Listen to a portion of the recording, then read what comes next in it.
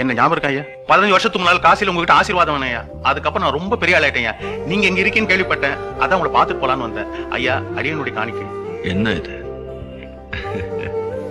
இதை வச்சுட்டு இந்த ஜடம் என்னையா பண்றது? எல்லாம் தெரிஞ்சு நீங்களே இப்படி சொல்லாம ஐயா. இந்த உலகத்துல இது இல்லாம உயிர் வாழவே முடியாது ஐயா.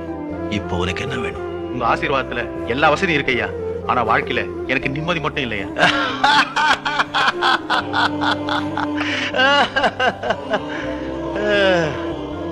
இதை வச்சுட்டு உலகத்துல எது வேணும்னாலும் வாங்கலாம் சொன்னீங்க. நிம்மதியை வாங்கிக்கலாமே ஐயா. எல்லார் பணத்தையும் நீயே வச்சுக்கிட்டா நிம்மதி எப்படியா வரும்? உனக்கு எவ்வளவு வேணுமோ அவ்வளவு அளவா வச்சுக்கிட்டு மிச்சம் இல்லாதவங்களுக்கு கொடுத்துட்டே இருந்தா நிம்மதி தானா வரும்.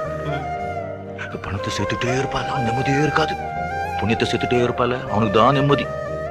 ஆமா, வரும்போது ஒண்ணு கொண்டு வரல, போகும்போது ஒண்ணு கொண்டு போக போறது இல்ல. நடுவில் என்னையா எந்த எந்த எந்த